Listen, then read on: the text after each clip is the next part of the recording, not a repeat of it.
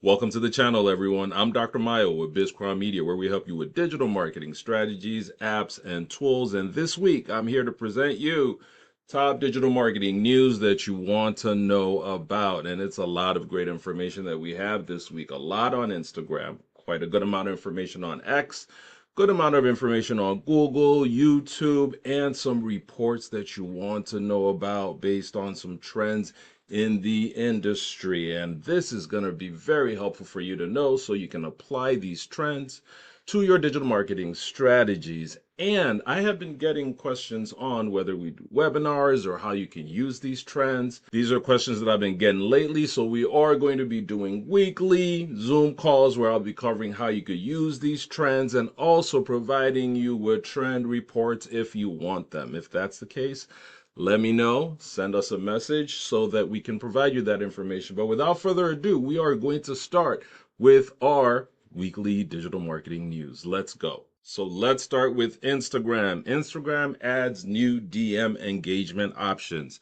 And as you guys know, we have said this many times, Instagram is shifting into DM mode. There's a DM revolution going on in Instagram. The Instagram people have actually said this themselves. It's coming from the chief. A lot of DMs are happening more. So you need to know this. It's a lot about DMs on Instagram now. So if you're seeing that we're talking about DMs a lot, well, it's because the trends, the movement is towards DMs. Okay, now with DM usage on the rise on Instagram, the platform is now adding some new DM engagement features to spice up your private chats. First off, Instagram's adding drawing tools and stickers for images shared in DMs, providing another way to customize your messaging engagement. So as you can see here, this is a drawing here, and that's a sticker here that's been added to this post. So while you've been able to customize your stories and feed posts for some time, these options are now being added to your DM options, which will give people more considerations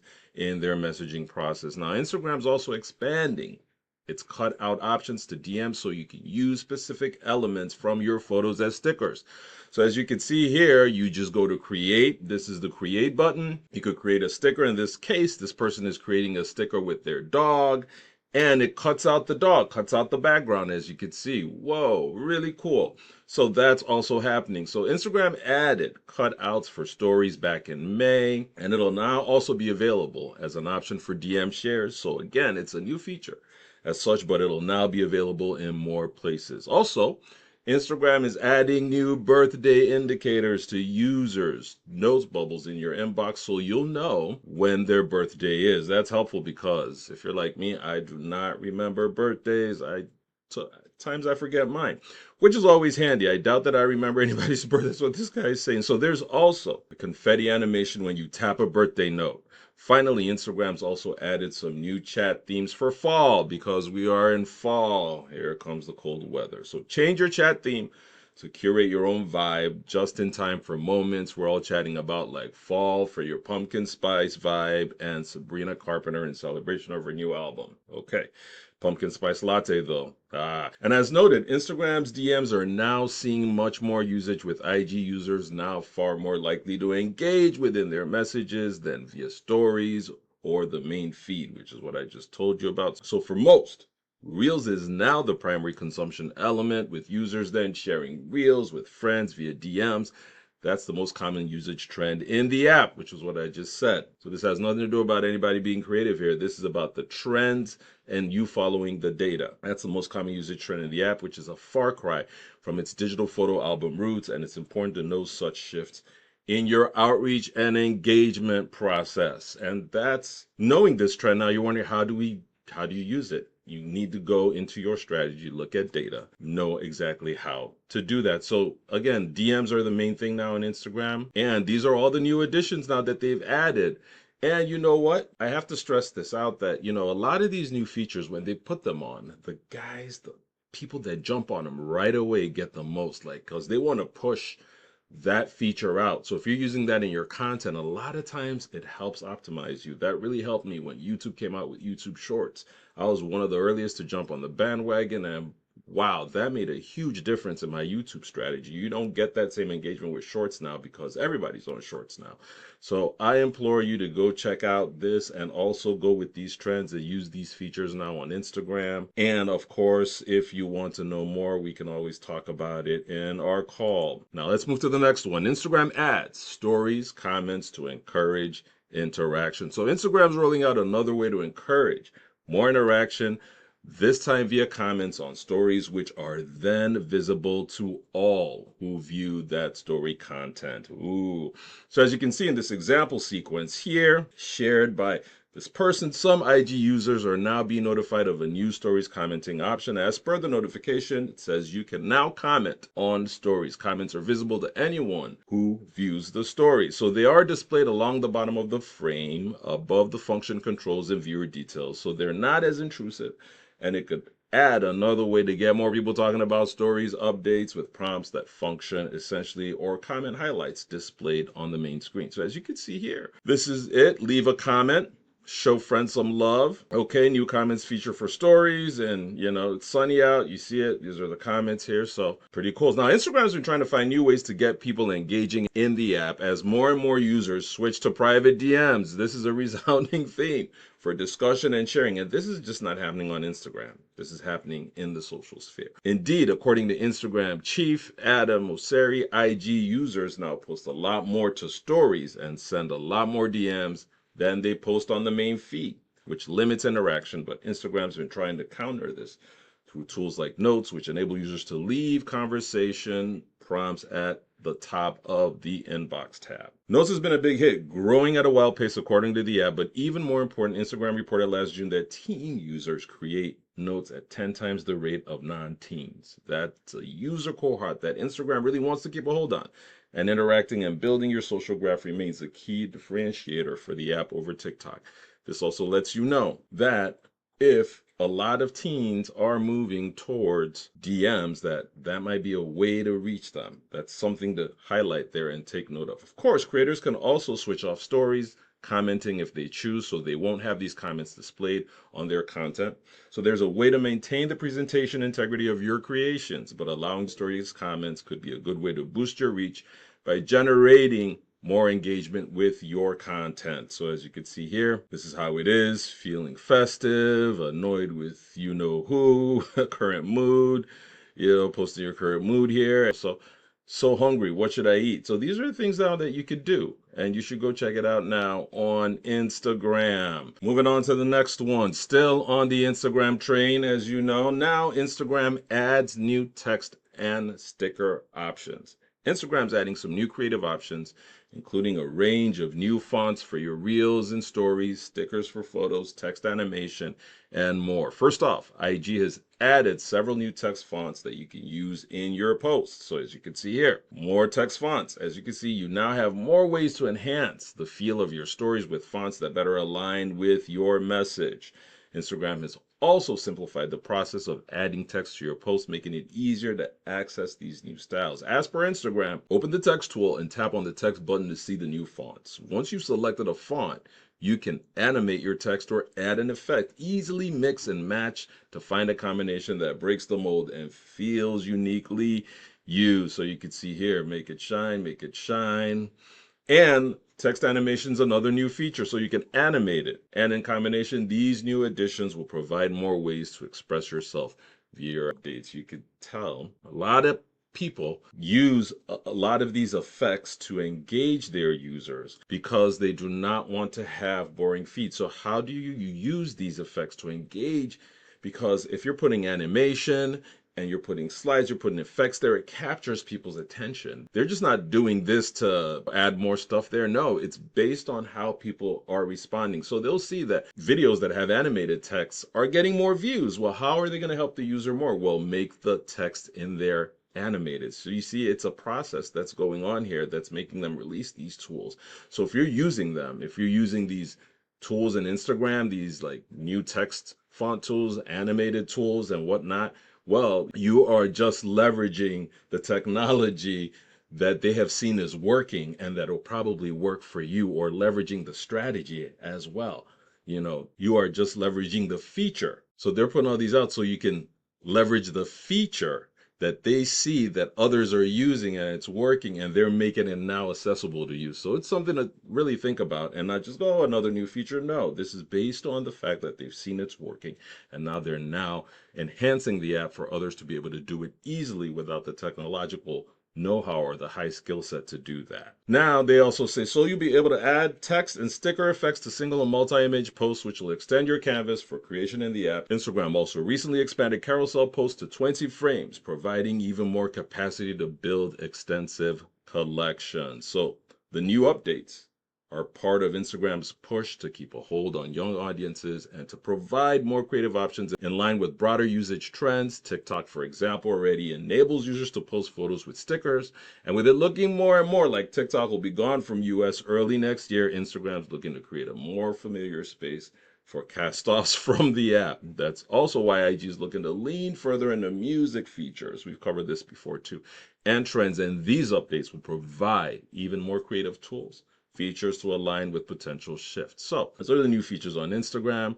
And we are going to cover our last Instagram update here that we feel you should know about. Instagram adds broadcast channel Replies. So Instagram apparently decided that its broadcast channels shouldn't just be for broadcasting anymore. Some broadcast channels creators now have the option to switch on replies in their channel, which means that subscribers can now add their own comments into the channel itself. It's a logical extension of the format, providing another way for fans to engage about specific updates and elements, all stemming from within the broadcast channel itself. So you don't have to go off to like your Facebook group. You don't have to get off the app. So all this is just to keep you still in the app, but at the same time, it's still convenient. Why do I have to say, go join me on Facebook? Like, why do I have to say, go to the other app, and when we can have that conversation here? So I think it's absolutely very brilliant that they are totally doing that. All right. And that is it on Instagram. Now, still a little bit on the Instagram bandwagon, which is Threads. We will just cover what's going on at Threads here. Threads adds option to rearrange columns on desktop. So here's a simple but handy update for Threads users on desktop. Today, Threads has added the ability to rearrange the columns for your desktop Threads display. So they just launched the new column display on desktop back in May, which is very similar to the TweetDeck or Hootsuite format, enabling you to monitor separate streams based on keywords, topics, people, and more, in addition to your following and For You feed. So here it is here. You get to see how it is on the desktop. It's a good way to keep track of various elements within the app and stay up to date. While Threads also recently added analytics to its desktop display, facilitating more functionality. So you should go check it out. If the update is being rolled out to all Thread users from this day. Anyway, it's out there now. So that's new on Threads on the desktop. All right, let's go into the YouTube world here. YouTube ads website visits goal for promotion. So YouTube's added another way to drive traffic to your site via paid promotions with the new website visits goal that's been added to its direct campaign options available within the YouTube studio. As you can see in this example here, what's your main goal? More engagement with your channel, more views of your video, website visits. That's just genius. That's genius. As per YouTube, it's easier than ever to find your ideal audience and turn video views into site visitors. Right from YouTube, use promotions to meet your growth goals. Provide a few quick inputs like country and language targeting, and you can get your ad up and running. Over time, you can start getting results.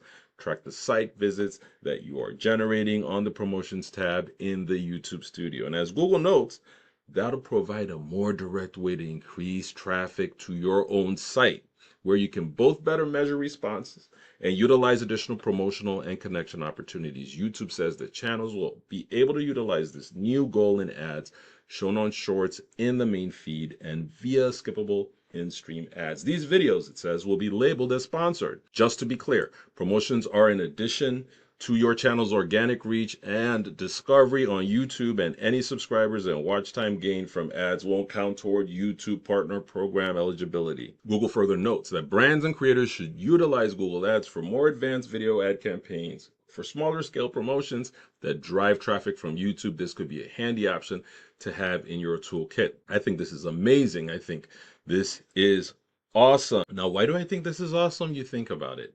You now have the opportunity to promote your video to send traffic to your website. So you can now generate revenue actually from your website by adding a lot of videos that could be in like a playlist, that could be a tutorial that has like 4 or 5 different videos that cover different topics on your website, and then monetize your website separately on AdSense. So what you're doing now is you're driving traffic to your website and you're making money through AdSense, but all the other videos that the audience wants to watch, that's telling a story, that's in a series, that's following that main video you promoted, they now can generate revenue too for you on YouTube. So in this instance, you are making revenue on both ends. So this is why this is really huge when you think about it. Something to really, really think about. So it's not just another consideration for your video marketing approach, it's a big consideration for your revenue approach. So that's some great information that you needed to know about. Now, still on the YouTube bandwagon, YouTube develops new processes to detect AI deepfakes. So YouTube's looking to improve its countermeasures to police AI deepfakes via new detection processes that'll be able to alert creators and or their publishers whenever their face or voice is used in another clip. So because deepfakes have become a major concern in the evolving generative AI era, with artists and politicians already being depicted by computer-generated replicants, and YouTube's advancing its detection on both fronts in order to avoid misrepresentation and misinformation in the app. So they've developed a synthetic singing identification technology which enables creators and publishers to automatically detect and manage AI-generated content.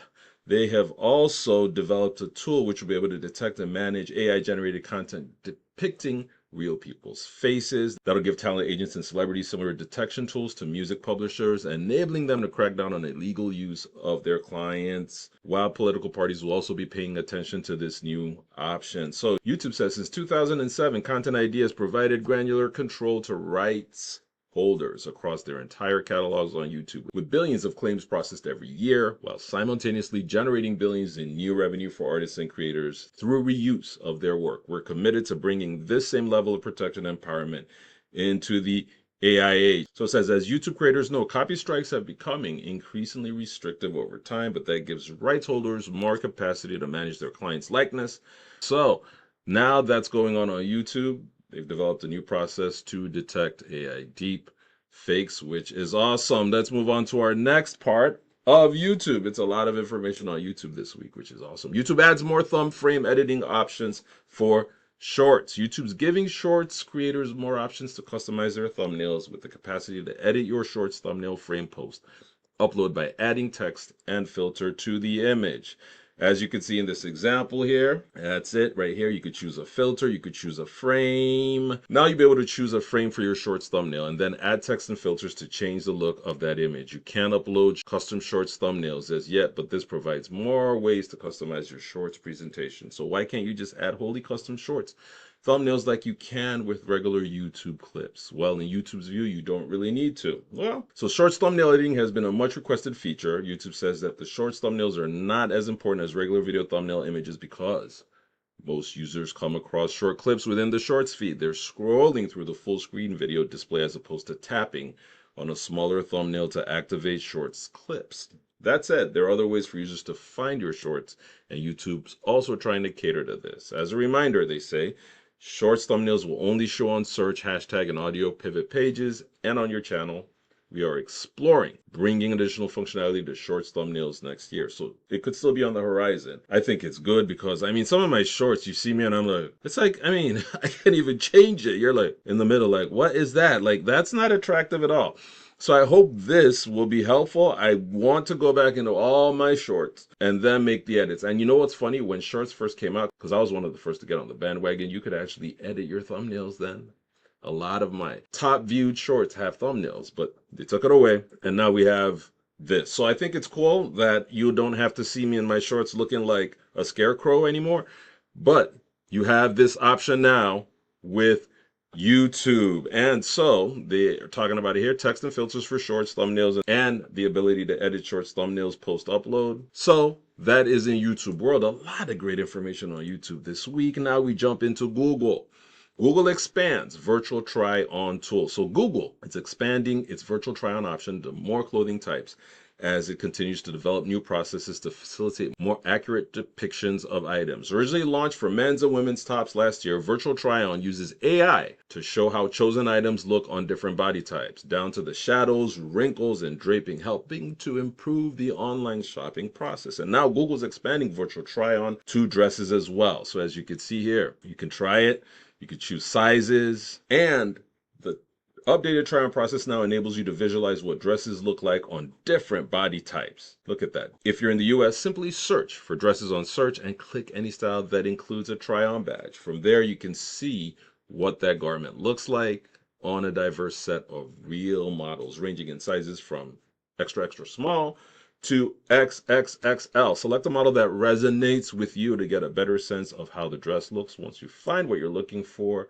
click out to the retailer's site to buy it. It's a significant advance in Google's virtual depictions, they say, which ideally will help people when making purchases online by better displaying what the item looks like in reality. Though it's not reality, and that's why in-store shopping will remain the go-to for many consumers on certain purchases, but ideally, virtual try-on tools like this will make it a little easier to shop online and avoid the annoying process of having to manage returns in the mail. And as time goes by, this is probably what's gonna happen. Eventually, we're gonna get comfortable with this as humans. It's gonna be the order of the day. So jump on the bandwagon right now. All right, next up, still in the Google world, Google adds new tools to help retailers tap into shopping trends. So what's going on? Google's adding new product trends insights to the Google Merchant Center, which will highlight the key shopping search and purchase trends in the app. And as you can see in this example here, the new trend notes will highlight what's popular at any given time, which could assist in your campaign planning.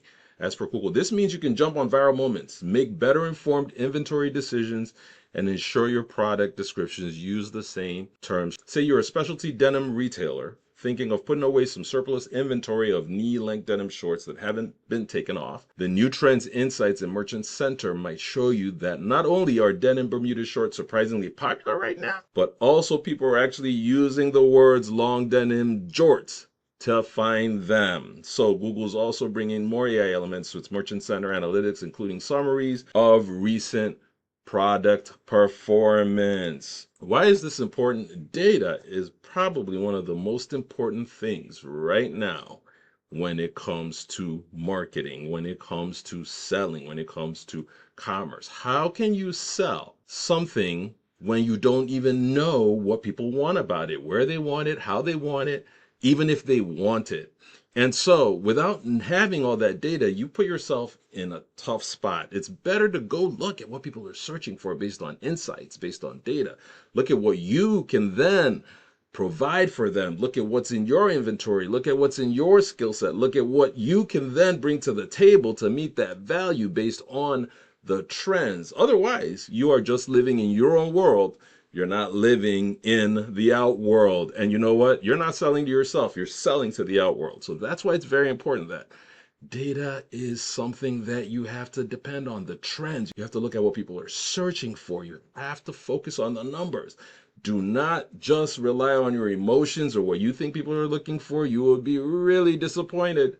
Really disappointed. I've been there before, done that. You do not need to do that. So when you see tools like this that provide you data, like Google Trends, like the trend reports that we have, it's very important, very, very important that you take advantage of them to create your content. It makes your life easier. And then you're actually communicating the language that everybody currently wants to hear from you. So that's why it's important. Here it is right here. I haven't seen any stuff on mine, maybe because I haven't set it up. We don't have any products there. Yeah, but it's supposed to be here. I've been waiting to see latest trend insights. I haven't, but here it is. And so mine might still need a little bit of configuration because I don't have any products there, but something to go check out. All right, so next up, YouTube expands access to courses for creators. This is amazing. This is exciting. I just think this is awesome. YouTube's expanding access to its courses option for creators, providing another potential revenue stream for creators in the app, while it's also enhancing its featured products display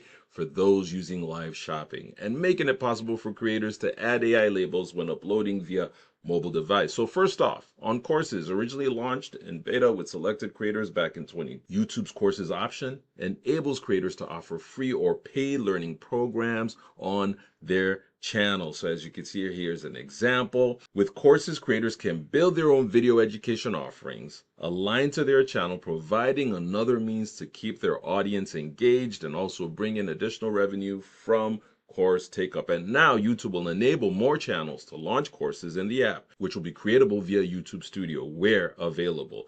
As per YouTube, once you designate a playlist as a course, your course will have a special course badge on the watch and playlist page, as well as in search home, watch next, and anywhere else your course appears. Courses will appear in a dedicated tab on your channel page, and your course may be featured on youtube.com/courses for easy discovery. YouTube says that creators can also include quizzes and associate them with specific videos, while courses will also each have their own discussion section, which is a playlist level comment section where your audience can engage with one another on more general course related topics. When a viewer finishes watching all of the videos in your course, they will receive a badge which appears in their U tab. An information panel on the course playlist page will include more information about the course length and chart the viewer's progress. Channels can choose to charge for courses or make them available for free. And YouTube says the option is being expanded to many more creators and channels from this week. I'm excited. Hey, YouTube, I'm here. As noted, when it's available in your region, channel managers will be able to create a new course within YouTube Studio. More information on Courses here, and that's so cool. They have a great amount of information here that you can go check out about Courses. I'm excited because they have courses in all different spots. And one of our biggest audience, or my biggest audience, is on YouTube. It's like I have to send them different places where you could just get the course right here. Like, it's just the ease is what I'm really excited about. So on the other front, YouTube's also enhancing its live shopping product displays by adding the ability to pin multiple products in live shopping streams, which will rotate during the broadcast. As you can see in this example, creators using live shopping will now be able to pin multiple items to be displayed during the stream. Tag products will then be rotated every 60 seconds, providing another simple way to highlight your products during your live broadcasts. And finally, YouTube is also now giving creators the capacity to add synthetic content labels to their videos when uploading on a mobile device. So back in March, YouTube implemented new rules around AI content disclosures in the app to ensure transparency when AI tools had been used to create video clips. And at launch, it was only possible to do these on desktop. Guess what? You could do it on mobile now.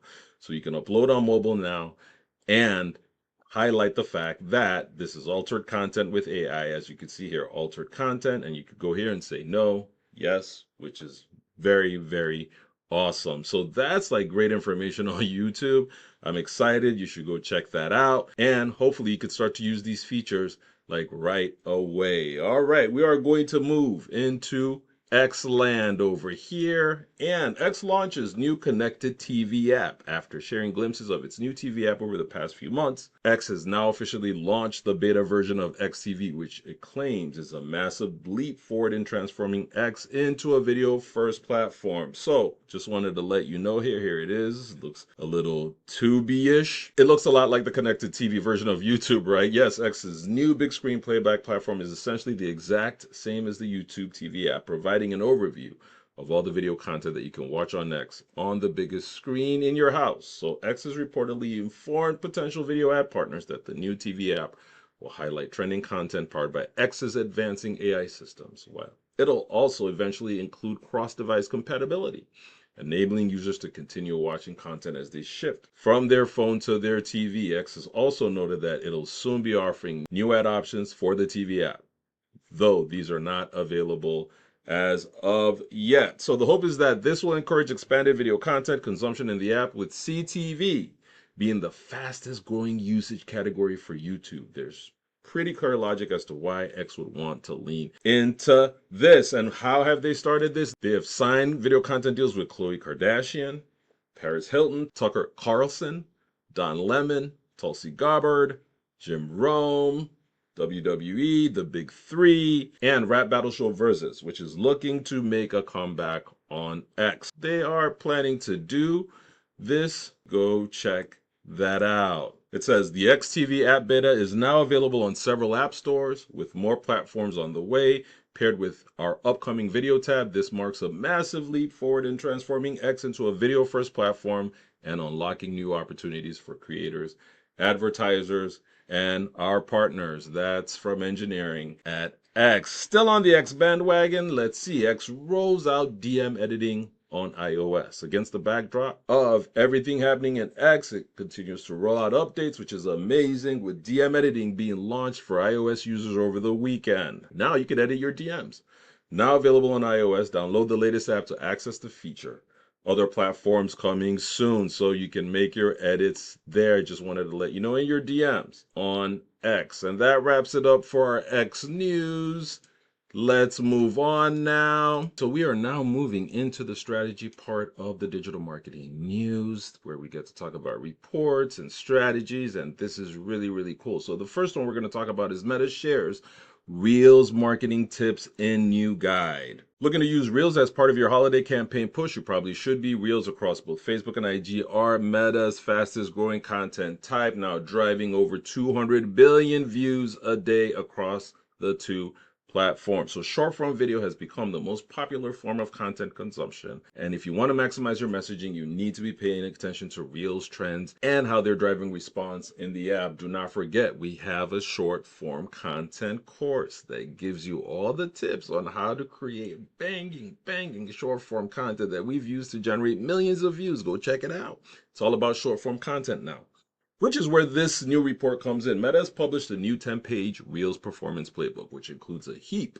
of helpful notes on how to compose effective Reels, how to tap into trends. See that? Trends. The first thing they talk about, trends, storytelling, performance stats, and more. You can download the full guide. And it gives you a lot of tips here, like great Reels ads, mix audio, visual effects, and creative storytelling to provoke an emotional response, creating videos in the language of Reels can improve cost per incremental conversions for lower funnel conversion events such as purchase or subscribe up to 51%. Digestible great Reels ads combine pace, value, and clear communication to captivate and communicate with their audience. Relatable great Reels ads tell stories we recognize, use a visual tone, set of codes we know, and feature people who feel like us to establish a personal connection with their viewers. So as you can see, this general review explains what makes Reels so resonant and how you can tap into that for branding success. The report also provides an overview of your creative options and how to utilize them in your clips. So explore audio editing techniques, filter and effects, hooks, text sticker overlays, human presence, lo-fi, UGC. This guide includes more in-depth breakdowns of each of these elements, while there's also an overview of recommended Reels formats for brands to help guide your creative process. Go check it out. There's a heap of interesting notes in this brief guide which could help you formulate a more effective Reels strategy. And while it's only 10 pages long, the prompts and pointers will help to get you thinking and could guide your Reels approach. So they know it. They see the data. They see the trends, they see what's working, they know it's the effects, they know the hook, they know all that stuff, and they're providing that for you here. Again, these are places that you can go and look to see, or again, we can talk about this on like our weekly calls to see exactly how you can use it in your own industry based on the trends that they're searching for in your own industry. So that's pretty cool. I think everybody should go check that out. If you are especially focused on Reels on the Meta places, which is Facebook and Instagram. Let's move on to this report. Very informative, eye-opening report. It's a new report that highlights key 2024 video content trends. Tuberlo Labs has published its latest report on the state of social media video and the key trends that are driving video engagement across the major social apps. They provide insights to help power content strategies with a database that now includes over 11 billion videos from over 28 million content creators. With this data set, the company is able to provide some indicative notes on key shifts. And there are some interesting points here. You can download the full report. So first off the reports, there's been a big increase in longer versions of short video clips, extending the boundaries of the short form trend on both YouTube and TikTok. On YouTube, shorter video uploads under 30 seconds increased by double digits in the first half of the year. But longer clips, over 30 seconds in length, are up 39%. Maybe attention spans are shifting, or maybe creators are finding that they can establish more engaging narratives in longer form video, though the trend is still shorter in terms of overall video length. On TikTok, the trend is moving towards even longer uploads, with clips being between 1 and 2 minutes also seeing a big jump, as you can see here. Look at that data. And as you can see, super short video clips are still the most common upload on TikTok, but engagement with these clips is declining. The short form, the really, really short ones, engagement's declining. That could be an important trend to note in your content strategy, that users are now seemingly looking to engage with longer videos, not at regular long form length, but an expanded variation of the short form trend. And this is very interesting because in my short form course, of course, we cover these fundamental timings and stuff, but this is why you have to be careful, where when you're providing strategy, you focus on your strategy fitting into the content.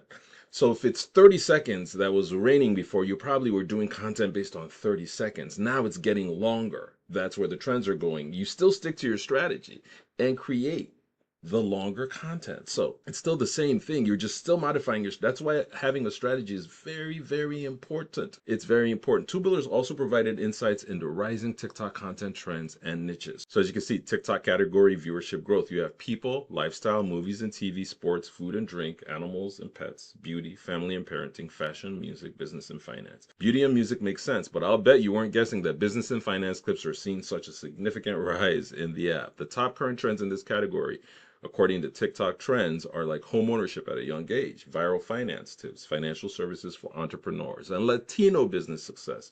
So if you're working in these sectors, it may be worth taking a deeper dive into the app. What I also think that you should note here is, look at this data. I've seen some businesses struggle on TikTok. I don't see their fields here at all. So that could explain it, because they aren't tapping on TikTok. So you need to go look at data. You need to go and see the audience that's somewhere willing to do something, and then modify your strategy towards that. Because I look at that and I go, there are many industries. I've seen people that are struggling, that are not, they can't be classified directly under here.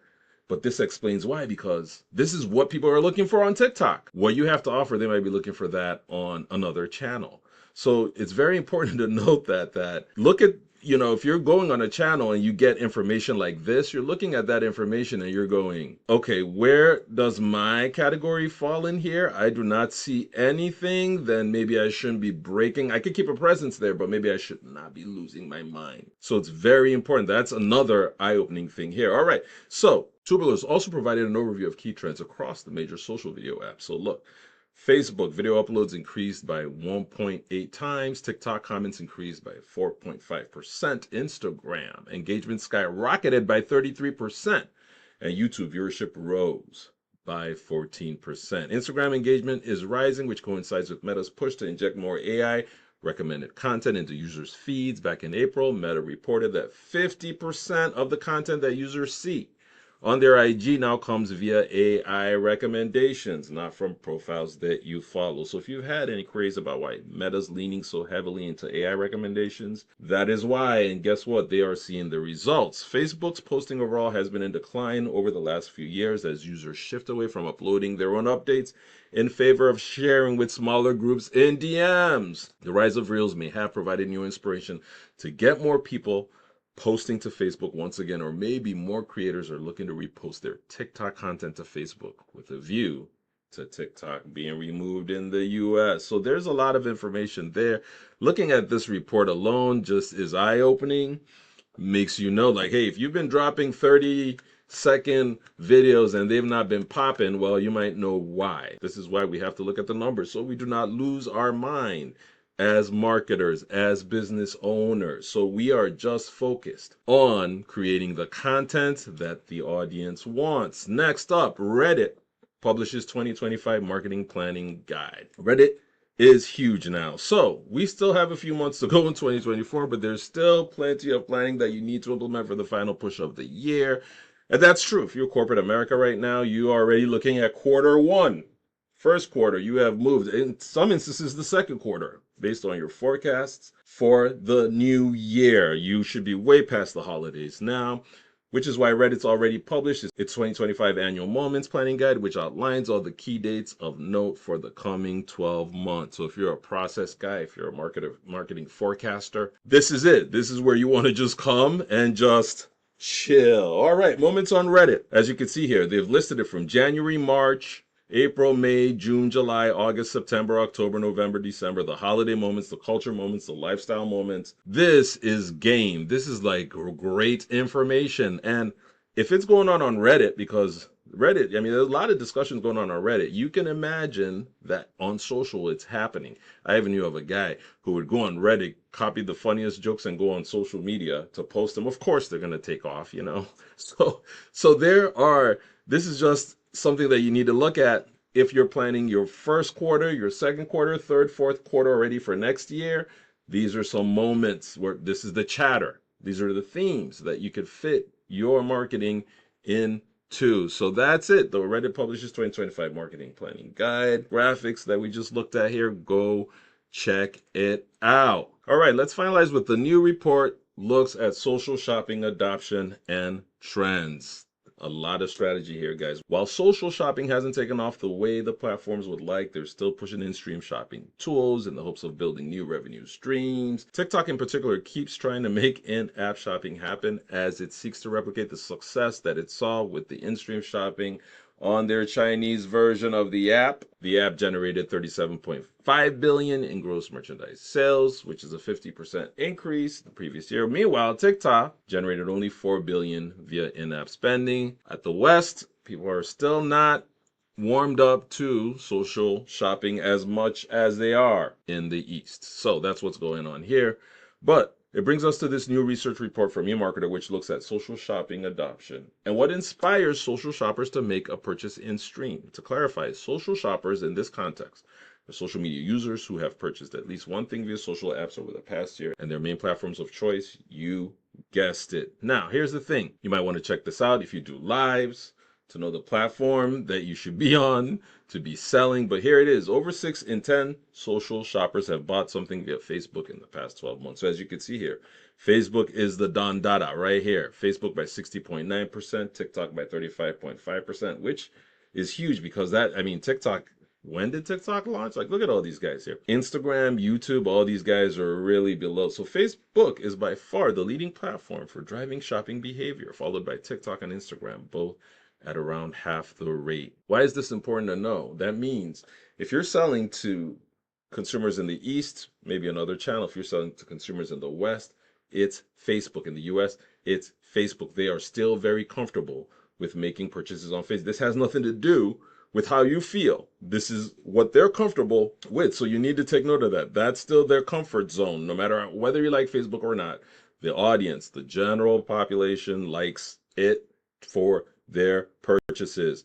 Now, Facebook does have some advantages in this respect. For one, the platform has way more users than any other social app. So scale alone enhances its opportunity. The question here also doesn't specify where these people made a purchase. So Facebook's marketplace is also in play. But right now, based on this data, at least Facebook is the social app where users are most likely to make a purchase. But then again, this is really some cool data here. Social shoppers buy products much more often on Snapchat and Reddit than on Instagram. So how often do you make a purchase via what channel? Look, Snapchat, then Reddit, then TikTok, Pinterest, Instagram, then Facebook.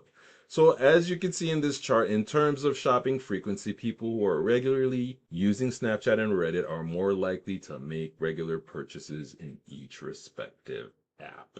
It lets you know again. So while Facebook has a lot more users than either app, the people who are engaged in these communities, their purchase likelihood is higher and more regularly guided by in-app promotions and posts. So that could suggest these platforms are better at highlighting relevant products to users, or that they trust the recommendations and advice they get on these apps more. But either way, both charts provide some interesting insights, I would say, into the social shopping shift and where people are engaging with in-stream shopping pushes. So, among other notes, look here, eMarketer says that short videos are now the most influential type of social commerce content, while most shoppers are only spending minimal amounts via social apps. Short form content, guys. That's why we created that course. You can see the data. It's all about short form content now. I don't know about next. I know about now.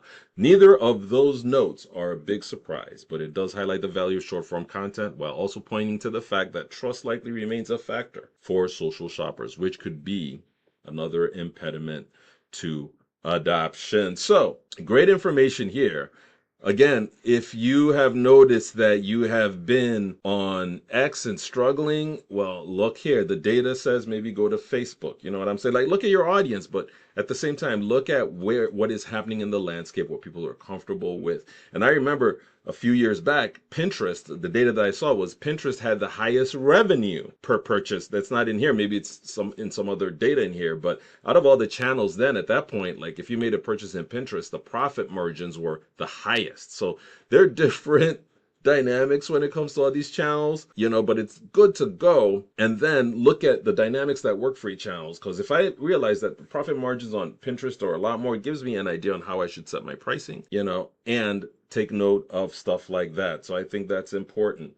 So that wraps it up with the digital marketing news. Of course, again, you go, okay, this is all great information. Now, how can I use it? We are setting up weekly calls if you're interested, weekly Zoom calls where I'll be covering how you can actually use this for your business and for your marketing purposes. Let us know. Also, note that it's important that you use your trends to create content. That's why we've created a trend report. And here's an example of a good trend report where you just get the top trends and you just create content easily with AI. You don't have to do much thinking. So for instance, here, this is a trend report for us. Keyword or brand, social media marketing. These are the top 25 keywords. And when you look at the visuals, this is the theme, the overarching theme that people are talking about. And you get to see the green sentiment is positive, the yellow or orange is neutral, the red is negative.